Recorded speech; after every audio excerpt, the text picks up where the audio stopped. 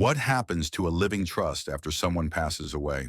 A simple guide to trust administration in California. Before I dive into the process of trust administration, let's first refresh our understanding of revocable living trusts. A living trust is a legal tool designed to protect your assets and make things easier for your loved ones when you pass away. Unlike a will, it helps avoid probate, saving time, money, and stress. In California, probate can be a long and expensive process, making a trust a valuable tool for estate planning.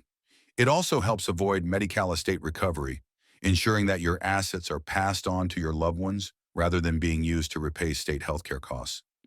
Now that we've refreshed our understanding of how revocable living trusts work, let's meet the key players within the living trust. First, the trustor, or trusters, are the individuals who create the trust. This could be a single person or a married couple. The trustee, usually the same creator of the trust, or the trustor, manages the trust during their lifetime. And when the trustor passes away, the successor trustee takes over to ensure the trust is processed by executing the trustor's wishes and instructions and properly close the trust. Finally, the beneficiaries are those individuals who will receive the remaining trustor's assets. Now let's discuss in detail what happens after the trustor passes away. Years may pass after a trust is created, but when the trustors pass away, the successor trustee steps in to administer, manage, and close the trust and distribute assets. This is called trust administration. This trust administration process can be broken down into 4 key phases, each with specific responsibilities and duties for the successor trustee. Phase 1. The successor trustee's immediate responsibilities. If you are a successor trustee, your initial actions are crucial. Here are the key responsibilities you must address in this first phase. Obtain and review trust documents to fully understand the trust terms and instructions. Obtain death certificates, as you'll need certified copies of the death certificate for legal and financial matters. Notify beneficiaries and heirs.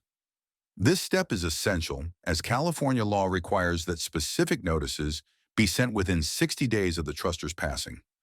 This includes providing beneficiaries and potential heirs with the required notice under the California Probate Code. Inventory and appraise trust assets. You, as successor trustee, should identify and value all assets in the trust. If necessary, hire a professional appraiser to establish fair market value for tax purposes. Secure and insure assets, making sure properties and valuables are protected. Phase 2, managing the trust's finances. Next, you'll need to handle financial matters, including opening a trust bank account and managing funds for expenses and distributions. Consolidating trust assets by moving liquid assets into the trust account. Paying expenses and settling debts, such as covering mortgages, taxes, and other obligations. And finally, filing required tax returns. Be sure to file the deceased's final income tax return and any necessary trust tax returns. You will need to obtain a tax ID EIN for the trust from the IRS if filing trust tax returns. Phase 3, legal responsibilities and compliance. Legal and record-keeping duties are just as important. Consult with professionals by seeking guidance from estate planning specialists and tax advisors to ensure California's estate laws are followed. Keep detailed records. Every transaction should be documented. Communicate with beneficiaries by keeping them informed throughout the process and provide a trust accounting report if required. Phase 4, distributing trust assets.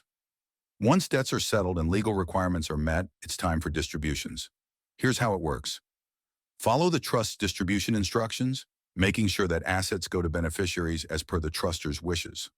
Prepare a distribution plan by organizing how and when assets are distributed, keeping in mind California's trust laws. Complete final accounting and close the trust. Before closing, provide beneficiaries with a final accounting unless waived. In California, the trustee must follow probate code rules pertaining to closing the trust. Being a successor trustee is a big responsibility, but with the right steps and professional guidance, you can ensure the trustor's wishes are honored smoothly and efficiently. Planning ahead makes all the difference. Contact us to learn more about the trust administration process and how we can help make your job as successor trustee much easier than you think.